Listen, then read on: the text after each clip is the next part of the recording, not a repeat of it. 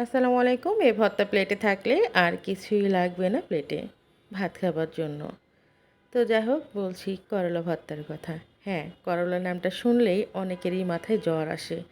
আবার কিন্তু যখন জ্বর আসে তখন এই করলা ভর্তা দিয়েই রুচি ফেরাতে হয়। তো যাই হোক চলে আসি আমি আমার রেসিপিতে।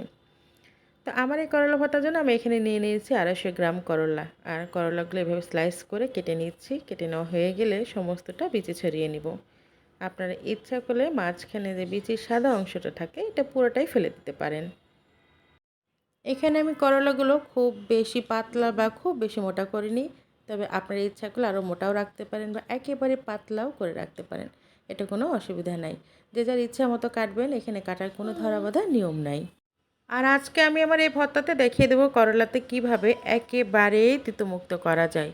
যে এইভাবে এই প্রসেস ফলো করলে করলা কোনো দিনই তিতো লাগবে না। আলহামদুলিল্লাহ আমার হাতে করলা কখনোই তিতো লাগে না। তো যাই হোক আমি এইভাবে সবগুলো করলা কেটে নিয়েছি আর বিচিগুলো এই যে ফেলে দিচ্ছি। এই যে সেই প্রসেসে চলে আসছি এখন আমি।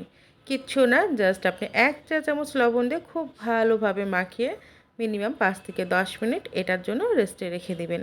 রেস্টে যখন রাখবেন তখন করলা থেকে এর সমস্ত তিতা ভাবগুলো বের হয়ে যাবে। তাহলে পরে আর কখনোই করলা তিতা লাগবে না। ঠিক এরপরে খুব ভালোভাবে এটা ধুয়ে ফেলতে হবে, কেননা লবণ যেন না থাকে। করলার এখন একবার লবণ থাকবে, পরবর্তীতে রান্নাতে আবার যখন লবণ দিবেন তখন হয়তো বেশি লবণ দিলে সেক্ষেত্রে অনেক বেশি লবণ হয়ে যাবে। তাই এটা একটু মাথায় খেয়াল রেখে খুব ভালোভাবে করলাটা ধুয়ে ফেলতে হবে। তো আমার এখানে লবণ দিয়ে কিন্তু করলা মাখানো হয়ে গেলো, এখন আমি এটা রেখে দিয়েছি। আর বাকি যা কিছু উপকরণ লাগবে তা এখন আমি রেডি করে নিচ্ছি। একটা রসুন আর 3টা বড় পেঁয়াজ নিয়ে নিয়েছি। হ্যাঁ, এখানে রসুনগুলো আমি একেবারে কোনো রকম কুচি করিনি, গোটা গোটা কোয়াটায় রেখেছি। সাথে নিয়ে নিয়েছি পেঁয়াজ, সাথে আরও নিয়ে নিয়েছি কিছু কাঁচামরিচ, কিছু শুকনো মরিচ। আপনার ইচ্ছা করে ঝালের পরিমাণটা এখানে বাড়িয়ে বা কমিয়ে নিতে পারেন। আমি খুব বেশি ঝালও দিব না, খুব কমও দিব না, একেবারে মিডিয়াম দিয়েছি। আর হ্যাঁ, সাথে অবশ্যই কিছু চিংড়ি মাছ লাগবে, ছোট বড় আপনাদের ইচ্ছা, যেভাবে যার যেমন পছন্দ সেভাবে দিবেন। আমার কাছে মাঝারি সাইজের ছিল সেটাই আমি দিয়েছি। যাই হোক, কথা বলতে বলতে এদিকে আমি কড়াই বসিয়ে দিয়েছি এবং সাথে আমি কিছু তেল দিয়ে এখানে গরম করতে দিয়েছি। তেলটা গরম হলে আমি শুকনো মরিচগুলো এখানে দিয়ে খুব ভালোভাবে নেড়েচেড়ে ভেজে নিচ্ছি। শুকনো মরিচ আসলে ভর্তাতে দিলে ভর্তাতে একটা অন্যরকম ফ্লেভার, সাথে অন্যরকম একটা স্বাদ যুক্ত হয়। আমার তো ভালো লাগে। শুকনো মরিচগুলো ভাজা হলো, এরপর উঠাই নিলাম। এবার দিয়ে দিলাম কাঁচামরিচগুলো। তবে অবশ্যই খেয়াল রাখবেন কাঁচামরিচ যখনই ভাজবেন তেলে, অল্প তেল হোক কিংবা বেশি তেলে, কাঁচামরিচটা অবশ্যই একটু ফোটা বা ছিদ্র করে নেবেন, না হলে এটা ফুটে চোখে মুখে পড়তে পারে। কাঁচামরিচটা দেওয়া হয়ে গেছে, এখন আমি আমার ধুয়ে রাখা করলাগুলো দিয়ে দিলাম। করলাগুলো তো দিয়ে দিয়েছি। আমার কাছে কেন যেন মনে হচ্ছে আমার এখানে আরও একটু তেল দরকার, তাই আমি আর একটু তেল দিয়ে দিলাম। আপনার ইচ্ছা করলে এখানে আরও বেশি তেল দিয়ে দিতে পারেন। আর সাথে দিয়ে দিলাম রসুনের কোয়াগুলো। এখন খুব ভালোভাবে এগুলো ভেজে নিব। তবে একটু বেশ কিছু বারবার নেড়ে দিতে হবে। খেয়াল রাখতে হবে করলাগুলো যেন পুড়ে কোনোভাবে এইখানে কালো বা লাল না হয়ে যায়। ভর্তা সবুজ থাকলে দেখতে ভালো লাগে। আর হ্যাঁ, আমি দিয়ে দিয়েছি স্বাদ মতো লবণ। স্বাদমতো লবণ দেওয়ার পরেও আমি আবারও অনবরত নাড়তেই থাকবো। এটা যেন কোনোভাবেই কালো না হয়ে যায় কিংবা পোড়া পোড়া নাও হয়ে যায়। পোড়া পোড়া হলে স্বাদ এবং গন্ধ দুটাই নষ্ট হয়ে যাবে। আর এ পর্যায়ে যে চিংড়ি মাছগুলো দেখিয়েছিলাম সেগুলো আমি সামান্য একটু লবণ আর হলুদ দিয়ে মাখিয়ে রেখেছিলাম। তারপরে চিংড়ি মাছগুলো এখানে দিয়ে দিয়ে সবগুলো এখন খুব ভালোভাবে নেড়েচেড়ে ভেজে নেব। মোট কথা এখানে যেন খুব ভালোভাবে সিদ্ধ হয় সে পর্যন্ত আমি নাড়তে থাকবো। তবে যে যাই বলুন, মানুষের যখন রুচি চলে যায় তখন সামান্য যেন একটু করলার তরকারি কিংবা ভাজি, চচ্চড়ি কিংবা ভর্তাতেই যেন রুচি ফিরে আসে। তো এভাবেই কিন্তু আস্তে আস্তে আমি ভালোভাবে নেড়ে নিচ্ছি। আমি এখানে কিন্তু মিডিয়াম টু হাই হিটেই রেখেছিলাম, খুব যে একেবারে হাই হিট সেটাও দিইনি যেন পুড়ে যাবে। তো আমি এখানে চেক করে নিচ্ছিলাম যে না কী অবস্থা। তো হ্যাঁ, এখানে আমার সব কিছু খুব ভালোভাবে সিদ্ধ হয়ে গেছে। আমি এখন সবগুলো উঠাই নিব। আমি এখানে চেক করে দেখে নিয়েছি এবং সবগুলো এই তো আস্তে আস্তে উঠাই নিয়েছি। চিংড়ি মাছ, রসুন, করলা যা কিছু ছিল সবগুলো নিয়েছি। সেই একই প্যানে আমি এখন আবারও যে কুচি করে রাখা পেঁয়াজটা ছিল সেটা ভেজে নিব। তাই আমি আর পরিষ্কার করলাম না।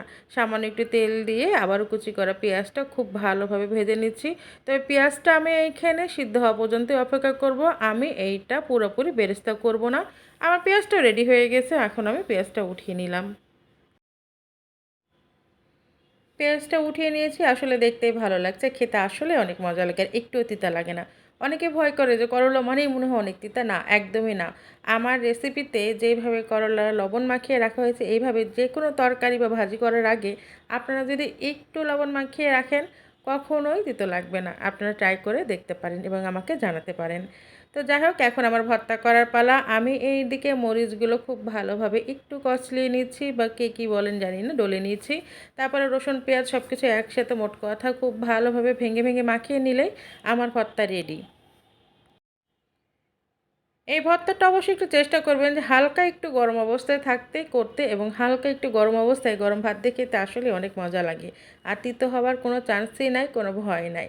দেখে মনে হতে পারে যে আল্লাহ কাঁচা করলার ভর্তা, হ্যাঁ, কেননা আমরা অনেকেই কিন্তু পাকা করলার ভর্তা খেয়ে অভ্যস্ত, এই কারণে কাঁচা করলা শুনলেই একটু ভয় লাগে। তো এভাবে আসলে কথা বলতে বলতে আমি আমার সমস্ত করলাগুলো এখানে খুব ভালোভাবে হাত দিয়ে ভেঙে ভেঙে নিচ্ছিলাম। এখন চিংড়ি ভাঙার বেলা চিংড়িগুলো নিচ্ছিলাম। খুব কিন্তু দেখে মনে হচ্ছে যে শক্ত, কিন্তু না, কোনোটাই শক্ত না, সবগুলোই নরম। আলহামদুলিল্লাহ সবগুলোই গলে গেছে।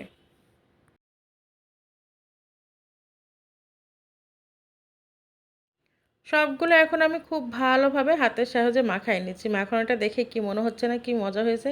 আসলে দুর্দান্ত হয়েছে। এত মজার বলে বোঝানো যাবে না। আপনার মুখে রুচি থাকলেও ভালো লাগবে, রুচি চলে গেলেও ভালো লাগবে।